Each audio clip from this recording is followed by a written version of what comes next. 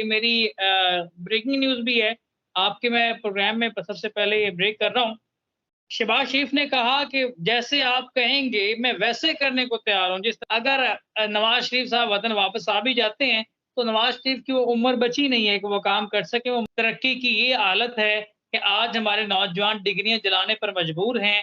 तरक्की की हुँ, ये हालत है कि पाकिस्तान के तकरीबन 85,000 डॉक्टर पिछले 6 मंथ में पाकिस्तान छोड़ चुके हैं। तरक्की की हालत ये है कि खुदकुशियाँ मामूल बन चुकी हैं। तरक्की की हालत ये है कि रेलवे को हम प्राइवेट करने जा रहे हैं। बिस्मिल्लाहिर्रहमानिर्रहीम अस्सलामु अलैकुम नाज़रीन। प्रोग्राम आखिर कब तक के साथ मैं हूँ आपका मेज़बान मुबारक अली।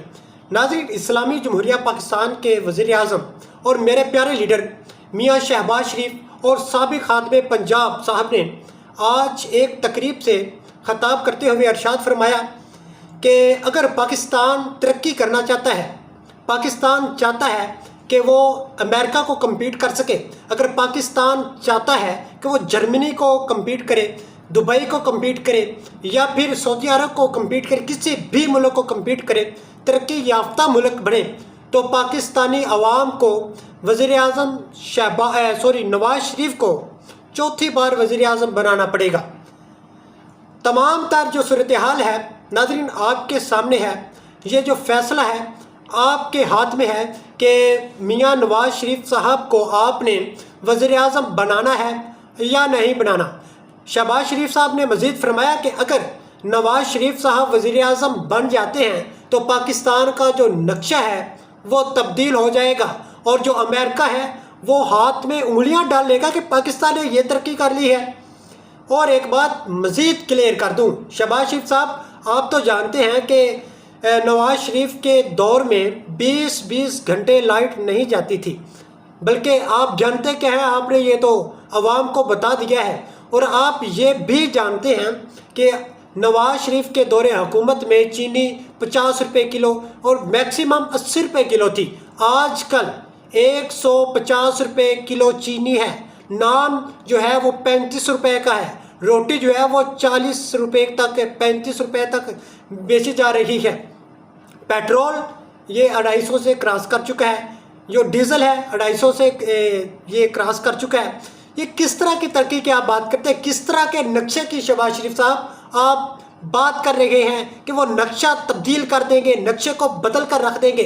अगर नवाज शरीफ के दौरे हुकूमत में पाकिस्तान ने तरक्की की है, ये आपने फरमाया उस तकरीब में कि जो रोड हैं उनके जाल बिछाए गए और शहबाज शरीफ साहब जाल बिछाए हैं। इस मकरूज मुल्क को आपने मजीद मकरूज किया। ये इस तरह की तरक्की की हमें ज़रूरत नहीं है शहबाज शरीफ साहब, खुदा का वास्ता है कुछ प्रैक्टिकल करके दिखाएं। इस जो मुल्क है इसको इन्फ्लेशन की दंगल से निकालें। ये आपने एक जो जंगल है उसमें फंसा कर रख दिया है। जो होते हैं ना वो सिंह किसी भी जानवर के, आपने उनको पकड़ लिया है कि अब हम ना दाएं जा सकते हैं ना बाएं जा सकते हैं। आपने हमें मजबूत कर रखा है। आपने 15 महीने हुकूमत की है, इन 15 महीनों में आपने क्या तरक्की की है। नवाज शरीफ जो है वो आप तो बुजुर्ग हो चुके हैं, अब उनको चाहिए कि अल्लाह तौबा करे, नमाज पढ़े। पाकिस्तान का क्या नक्शा बदलना है, खुदा का वास्ता है अपना नक्शा बदलें। ये पाकिस्तान के नक्शे को बदलने की आपको ज़रूरत नहीं है। पहले जो आप एक बंदा है वो चंद हज़ार का मकरूज था, अब 2 लाख से ज़्यादा का मकरूज है। मेरा ख्याल से अब एक ही हल है कि इस कर्ज़े को कम किया जाए, वो इस तरह कि आबादी जो है उसको बढ़ाया जाए। अगर आबादी 30 करोड़ से अबव हो जाती है तो कर्ज़ा जो है ऑटोमेटिकली 1 लाख से ज़्यादा हो जाएगा। यही हल है कि कर्ज़ा जो है ये जो कर्ज़ा है ख़त्म हो जाएगा, कर्ज़े की जो रेशो है वो लो हो जाएगी। इसके अलावा कोई हल नहीं है। इस हवाले से गुफ्तगू करने के लिए इस वक्त मेरे साथ मौजूद हैं एंकर पर्सन राना उसामा जाहिद, उनसे इस हवाले से बातचीत करेंगे। जी राना साहब, बहुत शुक्रिया कि आपने अपना कीमती वक्त दिया। सबसे पहला सवाल है कि शहबाज शरीफ ने आज एक तकरीब से खिताब करते हुए उन्होंने कहा कि जो पाकिस्तानी अवाम है उनको चाहिए कि वज़ीर आज़म नवाज शरीफ को पाकिस्तान वापस लाए और उनको चौथी बार वज़ीर आज़म बनाए। वो पाकिस्तान का जो नक्शा है वो बदल जाएगा। क्या नवाज शरीफ के वापस आने से ही पाकिस्तान का नक्शा बदलेगा? क्या कहेंगे इस हवाले से? बिस्मिल्लाहिर्रहमानिर्रहीम। मुबारक, बहुत शुक्रिया आपने मुझे अपने प्रोग्राम में लिया। सबसे पहले मैं आपको बताऊं कि पहले शहबाज शरीफ साहब से पूछ लें कि उन्होंने क्या दिल से ये बयान दिया है। क्योंकि कल मैं इस्लामाबाद में था, मेरी आम तरीन इदारों में मेरी कुछ आम तरीन मीटिंग्स थी, कुछ आम तरीन शख्सियात से मेरी मुलाकात हुई। तो वो जो हमें थ्योरीज़ बता रही हैं, वो तो इससे बिल्कुल अलग हैं। वो ये कह रहे हैं कि शहबाज शरीफ साहब ने मुख्तलिफ हलकों से कहा, ये मेरी ब्रेकिंग न्यूज़ भी है, आपके मैं प्रोग्राम में सबसे पहले ये ब्रेक कर रहा हूँ। शहबाज शरीफ ने कहा कि जैसे आप कहेंगे, मैं वैसे करने को तैयार हूँ, जिस तरह से इमरान खान उन्हें बूट पालजिया भी कहते हैं। तो मैं तो नहीं चाहूँगा, बहरहाल उन्होंने कहा कि आप मुख्तलिफ हलकों को कि जैसे आप चाहें, हम वैसे हुकूमत डिलीवर कर सकते हैं, हम वैसे मामलात को आगे बढ़ा सकते हैं। शर्त ये है कि मेरा जो इस वक़्त सेटअप मौजूद है हम्म, उस सेटअप के साथ मुझे आगे बढ़ने दिया जाए। तो इस पर उन्होंने मुख्तलिफ हलकों ने कहा कि हमें नून लीग से जो आम हलके हैं उनसे बात कर ली जाए।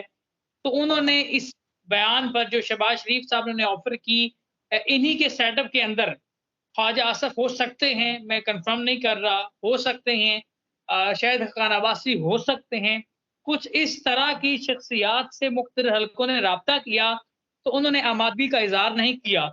उन्होंने कहा कि वो चौथी मर्तबा नवाज़ शरीफ साहब को वज़ीर-ए-आज़म देखना चाहते हैं। लेकिन बात यहाँ पर ख़त्म नहीं होती, बात यहाँ से आगे बढ़ती है। पीपल्स पार्टी में आसिफ अली ज़रदारी ने कहा है कि मेरी ख़्वाहिश है कि मैं अपनी ज़िंदगी में बिलावल भुट्टो ज़रदारी को वज़ीर-ए-आज़म बनता देखूँ। जब बिल्कुल। शहबाज शरीफ ने मुख्तलिफ हलकों को ये ऑफ़र की, उसके बाद आसिफ अली ज़रदारी उनसे मुलाकात करने के लिए जाती उमरा पहुँचे हैं। मॉडल टाउन में जाती उमरा में उनकी मुलाकात हुई है। उसमें आसिफ अली ज़रदारी साहब ने कहा कि आप एन्जॉय कर चुके हैं। आपने हम्म, जितना एन्जॉय करना था इस सीट को कर लिया। अब मेरी ख़्वाहिश है कि मेरे बच्चे ये ख्वाब देखें, तो आपको चाहिए कि आप मुख्तलिफ हलकों से बात करने के बजाय जो आपके दिन बचे हैं इसको एन्जॉय करें।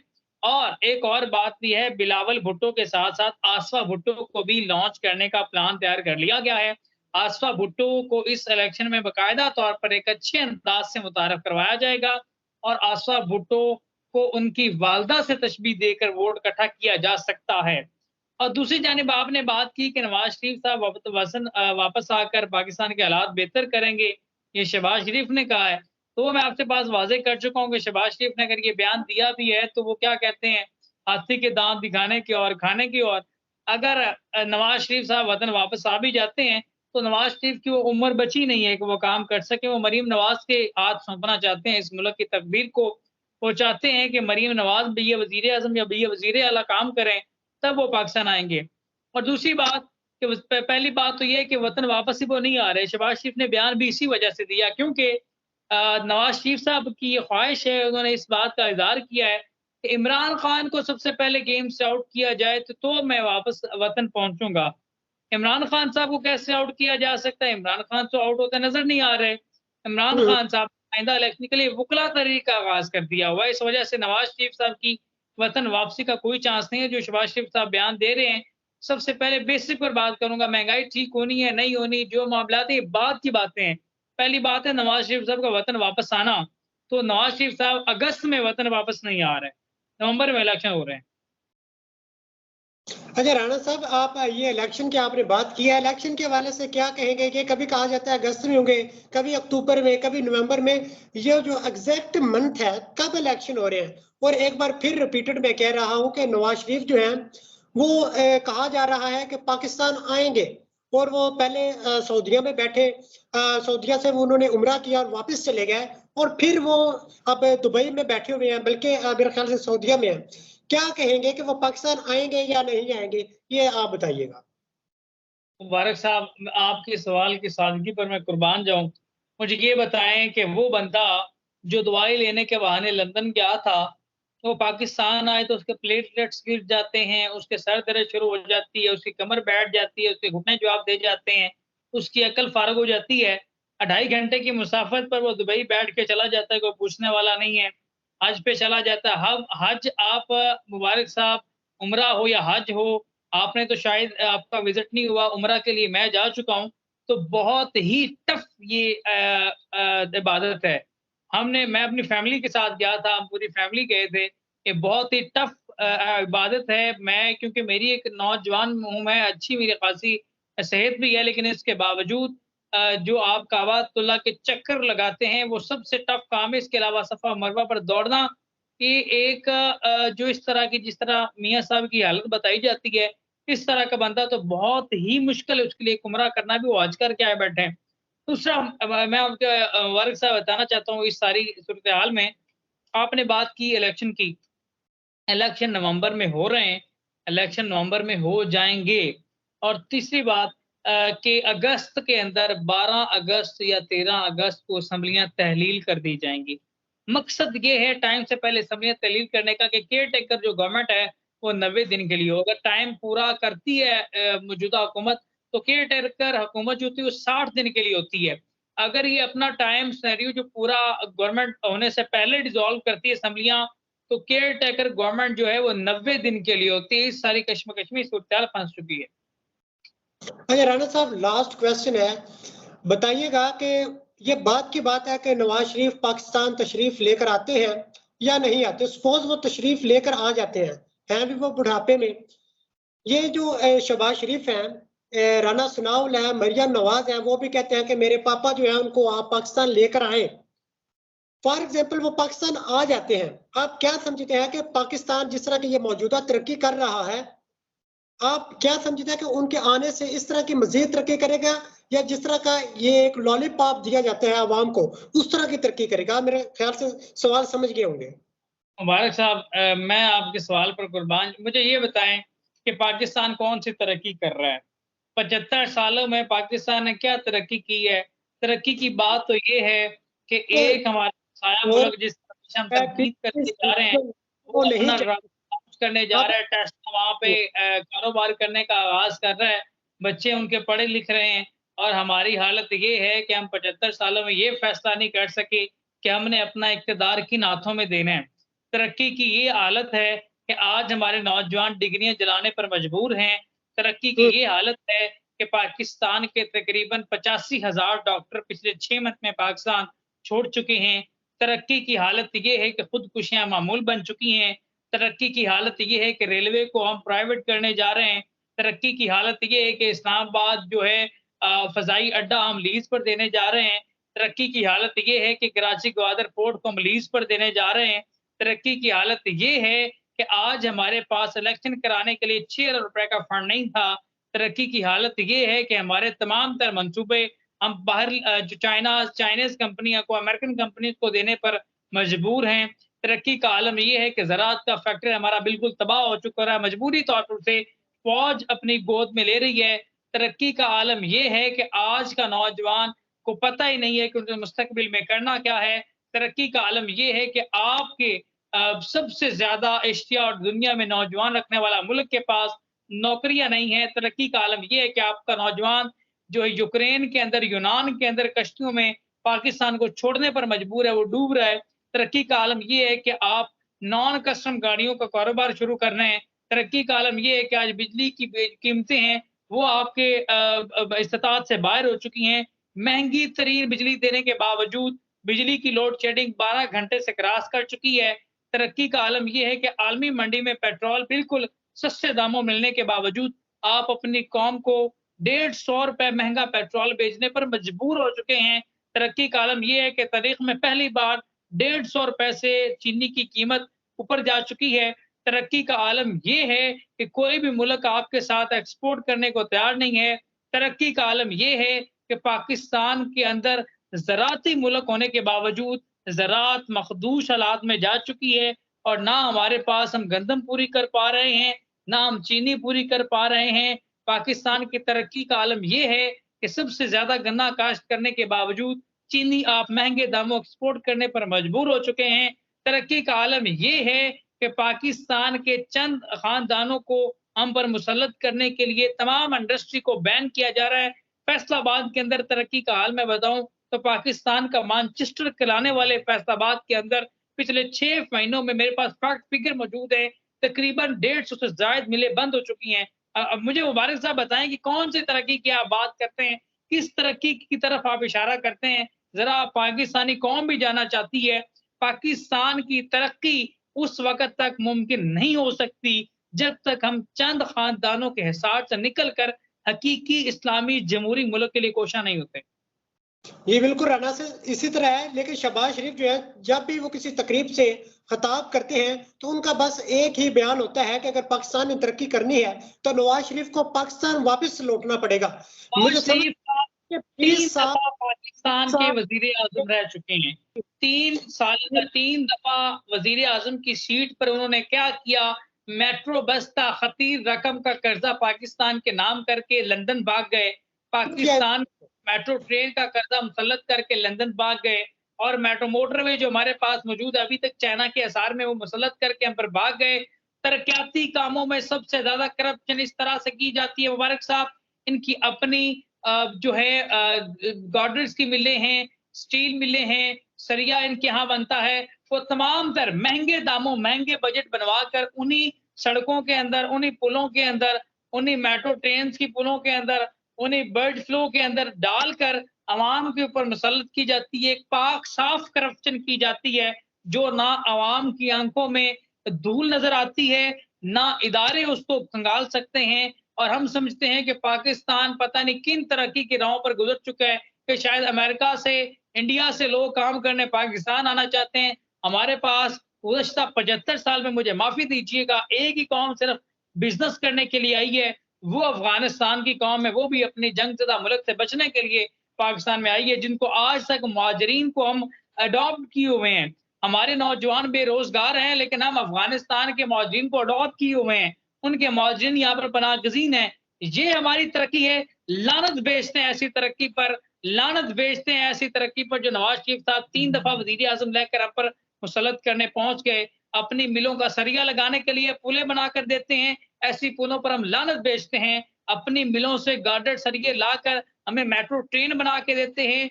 करोड़ों अरबों रुपए का कर्ज़ा हम पर मुसल्लत करके हमारे नौजवान को आज नौकरियाँ दरकार हैं, वो उनकी फ़िक्र नहीं है, लेकिन वो 30 रुपए की टिकट के लिए यहाँ पर हमें उल्लू का पट्टा बना के रखते हैं क्या? मुझे बताएँ पाक आप किस तरक्की की बात करते हैं नवाज़ शरीफ साहब वतन वापस आकर हमें दिलाएँगे?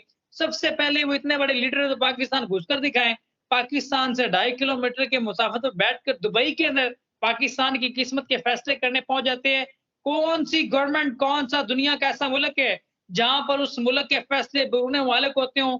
ये पाकिस्तान की बदकिस्मती है कि पाकिस्तान के ऊपर बहुत बड़ा दिब्बा है, कि पाकिस्तान के ऊपर बिठाया गया प्रेशर है, कि पाकिस्तान की किस्मत के फैसले आज दुबई में होते हैं, पाकिस्तान में क किस्मत के फैसले आज लंदन में होते हैं और पाकिस्तान के 2 खानदान पाकिस्तान की किस्मत का फैसला करते हैं। जब तक हम 2 खानदानों के हिसाब से नहीं निकलेंगे, जब इनको शिकस्ते पास नहीं दी जाएगी, जब इनके वोट से इक़्तिदार को लेकर बाहर नहीं निकलेंगे, जब आम पाकिस्तानी को अपने वोट का इक़्तिदार का फैसला नहीं होगा, जब आम पाकिस्तानी को अपने वोट की इज़्ज़त का फैसला नहीं कर पाएगा, जब आम आदमी को तमाम तर इख्तियारात नहीं सौंप दिए जाते, तब तक एस्टेब्लिशमेंट के हिसाब से पाकिस्तान भी नहीं निकलेगा। ये सियासी जमहूरी लोंडे जो पाकिस्तान पर मुसल्लत कर दिए गए हैं, जिनके बच्चे भी हम पर मुसल्लत कर दिए गए हैं। आज मरीम सफ़दर का बेटा जुनैद सफ़दर पाकिस्तान पर हुकूमत करने के लिए तैयार बैठा है। आज बिलावल भुट्टो की बहन का बेटा हम पर हुकूमत करने के लिए तैयार किया जा रहा है। पाकिस्तान इन 2 खानदानों के हिसार से जब तक नहीं निकलेगा, एस्टेब्लिशमेंट से अपने वोट का हक नहीं छीनेगा, जब इन आम नौजवान पाकिस्तान का शऊर लेकर मार्केट में नहीं आएगा, जब आम नौजवान को नौकरी वाफ़िर मिकदार में नहीं मिलेगी, जब आम नौजवान के अंदर कॉन्फिडेंस लेवल बूस्ट नहीं होगा, जब आम नौजवान को सियासी तौर पर मजबूत नहीं किया जा सकेगा, तंजीमी लिहाज से मजबूत नहीं किया जा सकेगा, मुआशी लिहाज से मजबूत नहीं किया जा सकेगा, तब तक तरक्की एक ख्वाब है, जमहूरी मुल्क एक ख्वाब है और इस्लामी मुल्क महज एक ड्रामा है, इससे ज़्यादा कुछ नहीं है। माज़रत के साथ इस्लामी जमहूरिया पाकिस्तान के साथ इस्लामी जमहूरिया काट दीजिए, ना हम आज एक इस्लामी रियासत के अंदर रहते हैं, ना हम एक जमहूरी रियासत में रहते हैं। सर बहुत शुक्रिया कि आपने अपना कीमती वक्त दिया। नाज़रीन एक बात क्लियर कर दूं कि अक्सर शहबाज शरीफ या मरियम नवाज है या कोई भी नून लीग का कोई सियासी बंदा है, सबसे पहला वो एक ये बात करता है कि नवाज शरीफ ने जी ये एटम बम बनाया। और भाई एटम बम नवाज शरीफ ने कहा बनाया? ये मनसूबा तो शुरू किया था जुल्फकार भुट्टो ने। ये आपने ये क्रेडिट सारा आप ले रहे हैं, ये इसलिए कि एंडिंग आपने की है मैं दूसरी दुरुस्त नजर। करना चाहूंगा, जुल्फकार अली भुट्टो से पहले ज़ियाउल्लाह के हवाले से मीटिंग्स कर चुके थे। जुल्फकार अली भुट्टो ने महज वो उनके सेठ आबद के साथ मीटिंग्स की थी और जो असल हीरो हैं एटम बम के लिए उनको छुपाया जाता है। ये बाकायदा मेरे पास फैक्ट फिगर मौजूद हैं, मेरे पास फाइलें मुकम्मल सबूत मौजूद हैं। सेठ आबद अगर सिफारिश ना करते तो पाकिस्तान को यूरेनियम हासिल ना होता और यूरेनियम हासिल ना होता तो शायद ये जो कुछ हमारे पास ये ना होता। और दूसरी बात जो मेन डॉक्टर अब्दुल कदीर खान जो एटमी सियासतदान हैं, साइंसदान हैं, उनको बिल्कुल आज दर-बदर ठोकरें खाने पर मजबूर कर दिया गया। हम ये अपने मौसमों के साथ करते हैं। जो हमने कायदे आज़म के साथ किया, उसी को हमने डॉक्टर अब्दुल कदीर खान के साथ किया। और जो कौम अपने मौसमों के साथ जाती करती है, अपने मौसमों को भूल जाती है, उसका मुकद्दर यही सियासतदान होते हैं जो आज तक हम जीत रहे हैं।